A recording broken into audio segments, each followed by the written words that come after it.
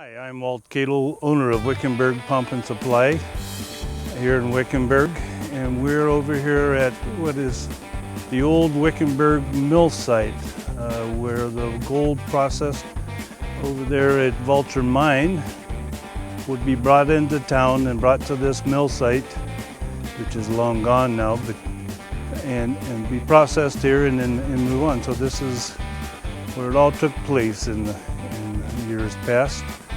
Property currently owned by Dave Underdown, and it was a Superfund site where they had came in and moved out a bunch of the contaminated materials and restored the land and then put in a irrigation system here that we're going to be showing you how easy it is to use this mag probe to detect a workable solenoid valve.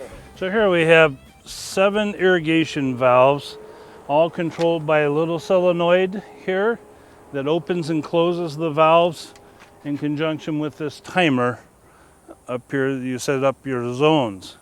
So what I found to be really handy with this mag probe is that instead of getting your amp probe out there, you can simply attach this probe to the top of this, and if that valve is activated, this little light is going to light up, and we'll go through that demonstration in just a moment when we turn these on. So what I'm going to do is set this up manually so that we can engage this mag probe. We'll set this up for 10 minutes runtime, and I'm going to push start. And so right now we're showing no power to the solenoid valve.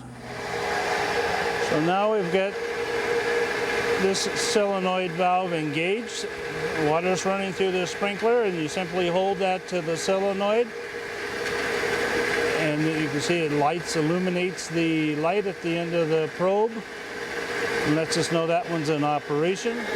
So when you have a series of valves, or even one valve, it's just so much easier than pulling out your electric probes and trying to find a wire connection to get into. And I've been using these for probably the last 10 years, and I supply my customers with them as a courtesy to help them troubleshoot their problems. And I just find it a very handy, inexpensive device that all irrigation companies could benefit from this simple little device.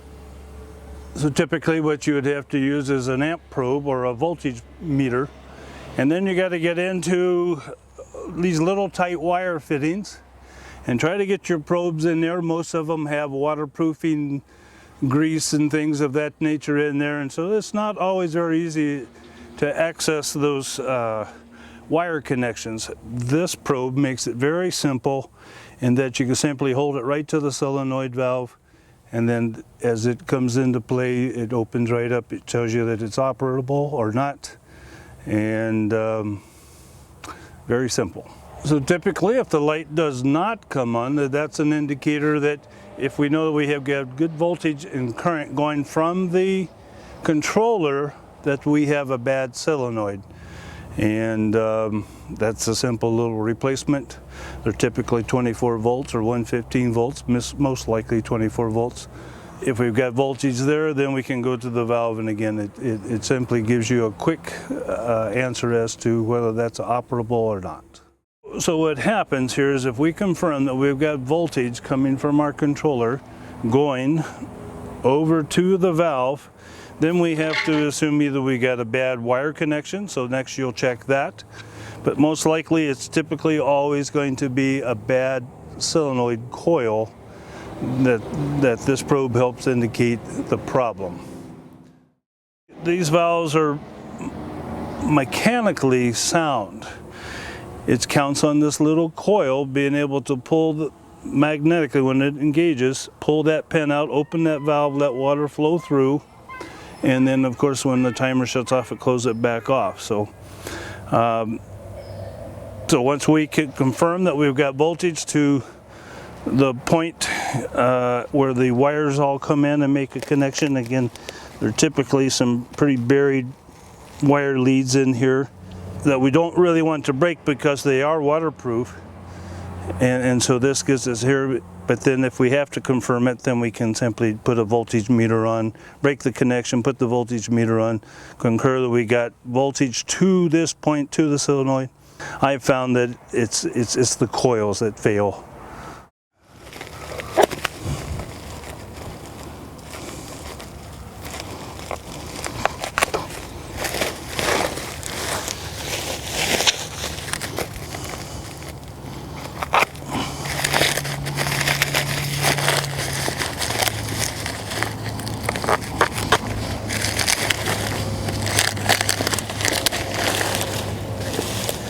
So in this particular wiring situation, this goes inside this LB, and we'd have to take this LB apart.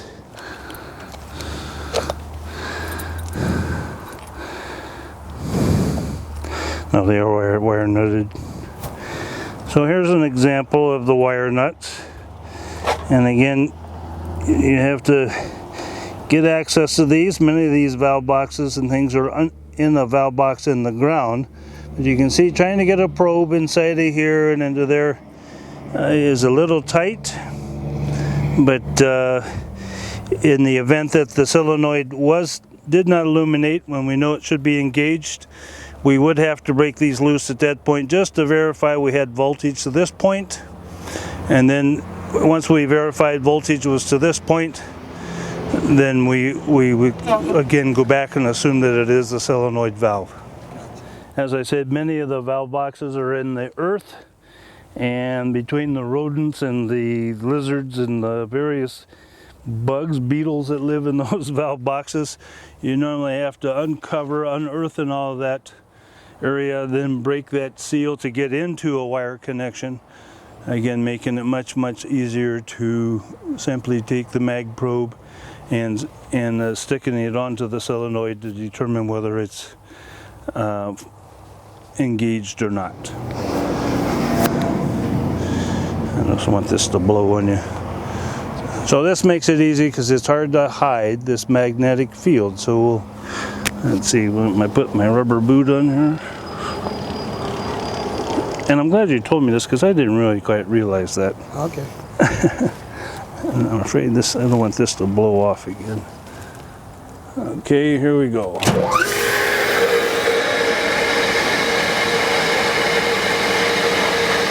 So this valve's opened up.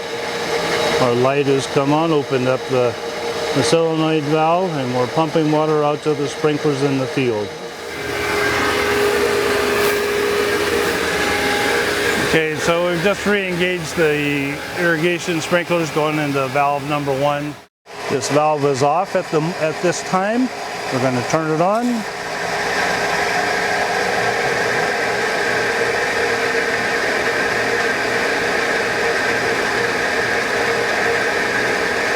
And we'll do our next valve.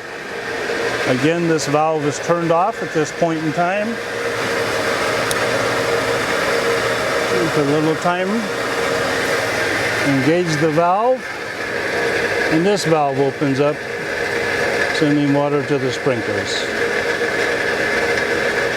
I'm Walt Kadel with Wickenburg Pump and Supply, and you've just witnessed the use of a mag probe here in Wickenburg, Arizona.